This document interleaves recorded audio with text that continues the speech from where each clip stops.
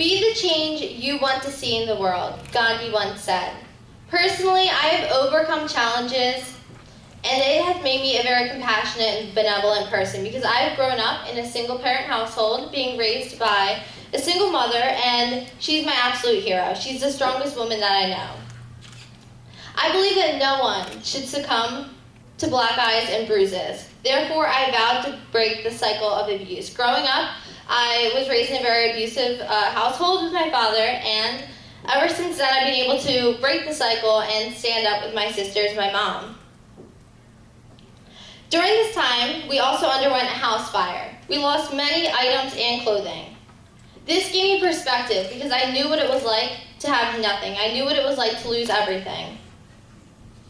I've been able to volunteer with charities and shelters that helped us previously. At 12 years old, those experiences stuck with me, inspired, and encouraged me. I started my nonprofit organization at 12 years old. I'm 16 now, but I had not forgotten my past. I founded a nonprofit charity, the Angels Clothing Closet. It provides clothing more to those in need, whether they be shelter residents, fire victims, low-income families, or abuse victims. The clothing closet is set up in a storefront where clothing is arranged by sizing and gender. As a 12-year-old, the idea seems so simple to me. A store where people in need can shop and not pay in the end.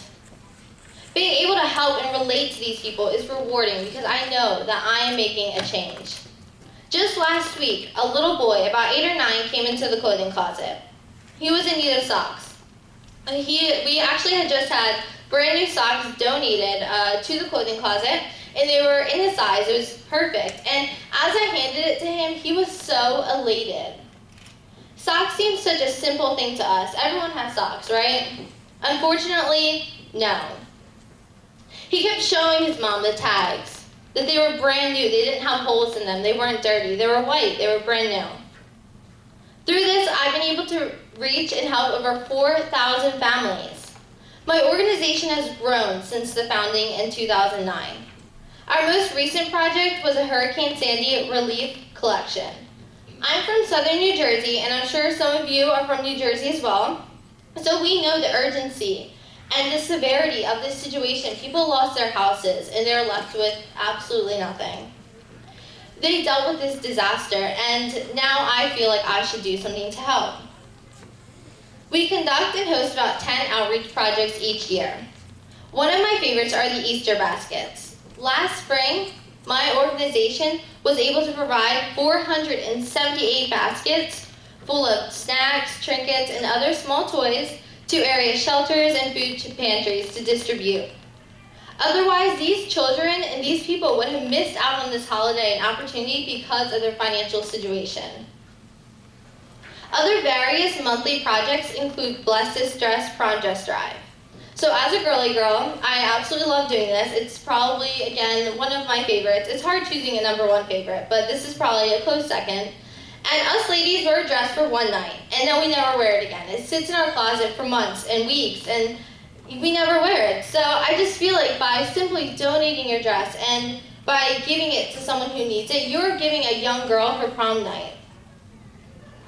Each September, we also hold a backpack and school supplies project. Families come to a hall for the day so that their child can personally pick out their backpack and items instead of having a volunteer hand it to them. They were able to pick out what they want. I've learned from experience that when you're in need and when you don't have a lot of money, you are handed secondhand things and you don't have a lot of choices. You are just given it. You can't choose. So I like to be able to have people have the opportunity to choose and have their own opinion and have their own decision. I saw so many little girls giggling with the biggest smiles because they left with a Justin Bieber themed backpack or their favorite colored princess backpack. And boys had backpacks with dinosaurs and cars, and the options were endless for them. Another project we're actually doing at the moment, we're in the midst of it, is the Angels Toy Box. It's a holiday collection, and last year, I remember specifically there was a little girl. She was currently living in the car with her mother and her older brother, and they came to us on Christmas Eve. They were without a home, and as I said, living in a car, no house, no home. My heart ached as I heard their story. The Barbie dolls, coloring books, and stuffed animals just did not seem like enough to me. During this difficult time, we helped them with food, clothing, and more, and eventually we were able to move them into an apartment where they still currently live.